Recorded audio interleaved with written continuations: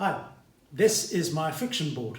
Okay, I want to use it to demonstrate to you the importance of the surface on which an object is moving. Okay, I've got two different surfaces here. This is a fairly rough surface. I've used a carpet effectively to stick onto this part of the surface here, and this here is fairly smooth. You can probably see that from the video. Okay, and I've got two different objects here. Let me just show you a little bit in close up. So I've got a block of wood which is fairly smooth on one side, and on the other side I've got the same material as this, effectively a carpet, to illustrate a rough surface. Okay, so I've got two different objects here and I've got two different surfaces on this plane.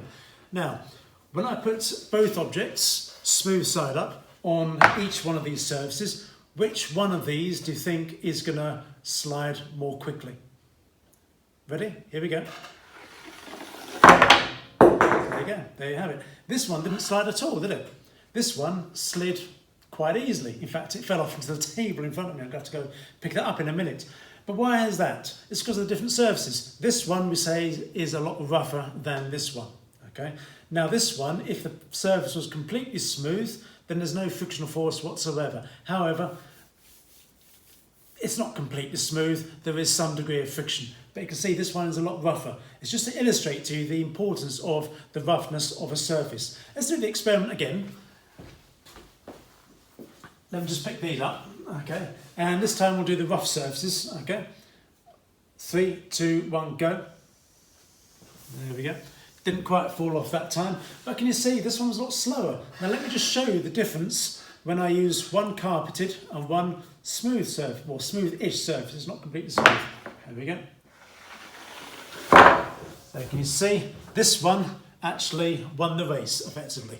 This one was a lot slower. So the surfaces, not just on the actual surface it's travelling on, but the actual surface of the object itself does actually make a difference. Okay, so the frictional force does actually depend upon not only the object but the surface on which it's travelling on. Okay, now let me just give you an idea of what we mean by limiting equilibrium. At the moment, can you see this object is not moving, is it? What happens if I increase the angle of inclination of this plane? Okay. Do you like my inclined plane? Yeah, good. What happens if I increase the angle? Well, look, if I increase it quite abruptly, can you see it's on its way, isn't it? Okay, so it wasn't really at this stage at a sharp enough angle. It wasn't at a steep enough angle for it to start moving. But if I increase the angle, like this, for example, it slides quite easily, doesn't it? Now, what if I increase the angle slowly and I try and get the, oh, there we go. I try and get the point at which it's about to move. Let me just do it again. I'll put my hand underneath. There we go. Can you see? It's about to start moving. What if I start right from the bottom and then work my way up? Can you see? It all okay? Right. Not moving at all. Not moving, not moving.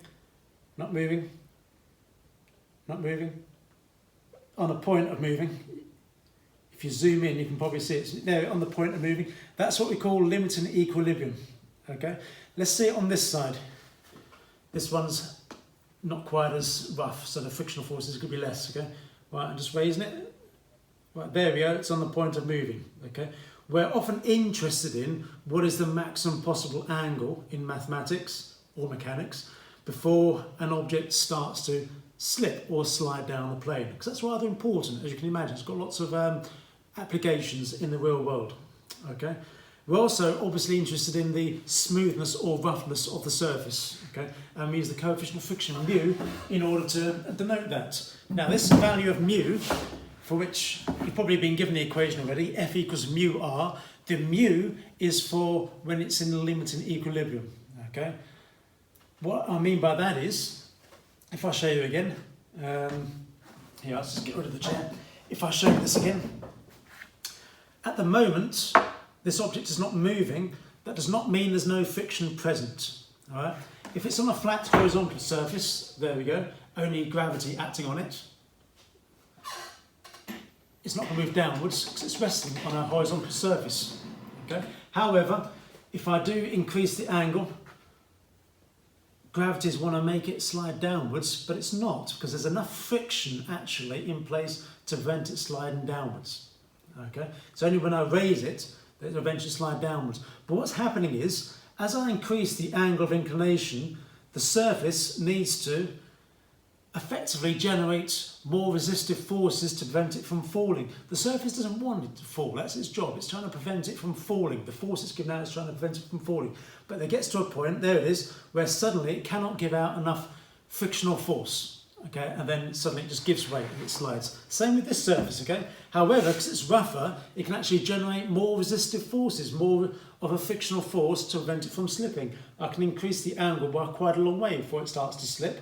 Okay, what's happening is the frictional force is actually increasing until it gets to a limit. Okay, and that limit there, as you see, is what's called limiting equilibrium. It's the maximum amount of friction that this surface can actually generate to prevent this from slipping. Suddenly, it can't generate anymore. It's now operating its maximum. It's trying to prevent this from slipping down, but it can't any longer because it's generated its maximum. And now the force of weight is actually greater down the slope than the frictional force that's actually opposing it. Okay? If I apply a force, you can see where I'm stopping, can't you? What I'm doing is I'm effectively applying a force there, stopping it. The force I'm applying there is just enough to actually stop it from slipping down. Okay? So I'm hoping that gives you a better idea of what we mean by friction, the importance of the two different types of surfaces, what we mean by limiting equilibrium, and more importantly, what it means by mu when we're looking at F equals mu r. Okay? I hope you enjoy that. I hope you enjoyed this. Okay, I made this myself, by the way. You can make one of these as well. Okay, if I can do it, you can do it.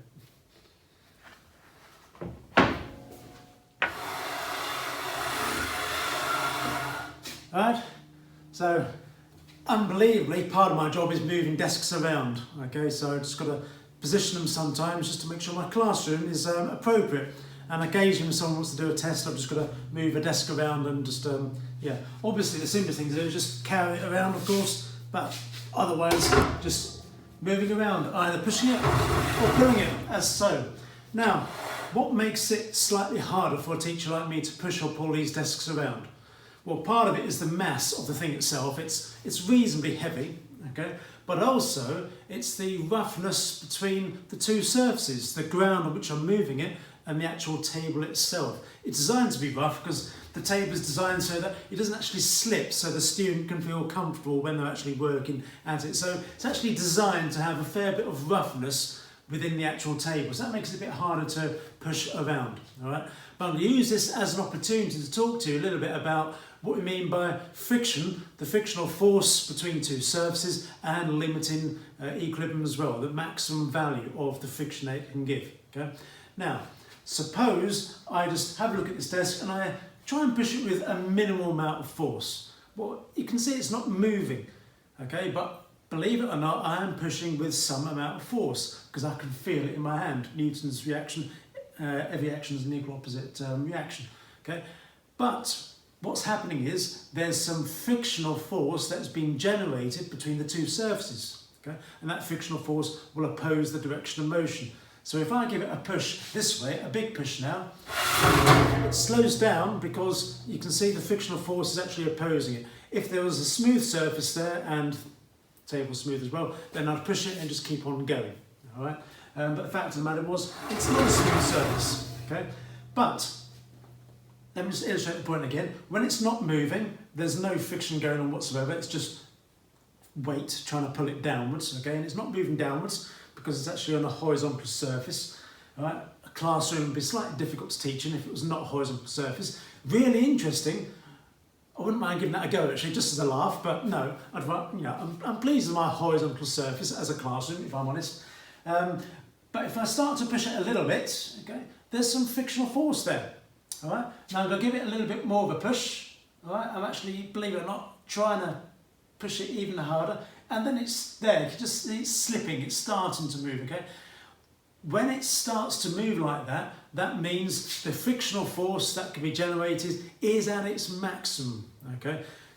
Between two surfaces, there's only a maximum amount of frictional force that can actually be generated. It's not actually unlimited, okay? Because, if I was like, the Hulk, say, or Thor, who's your strongest Avenger? Who's your favourite Avenger? That's another question, okay? But if I was a really strong person, okay, then I'd be able to push it, and no matter how much resistive force is there, it's likely to move, okay? Such as the force and strength of Thor and Hulk, all right?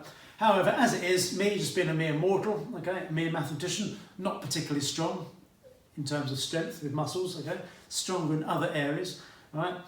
Mathematics I'm talking about, but I can actually get it so it's about to move, it's on the point of slipping, okay? And then if I actually increase the strength, you see it's moving more now, isn't it? Okay. When it's moving, okay, it doesn't matter when it's on the point of moving or when it's moving quickly or slowly, the frictional force is at its maximum. It's always the same.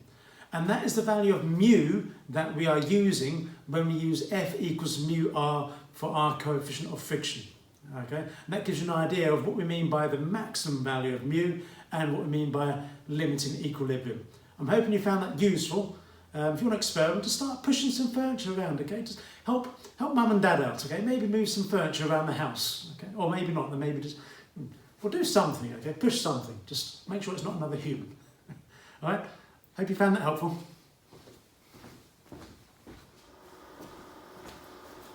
Okay, so I've just been talking about friction, haven't I, with my various demonstrations. All right, hopefully you enjoyed those. These are the main results that you want in terms of the coefficient of friction.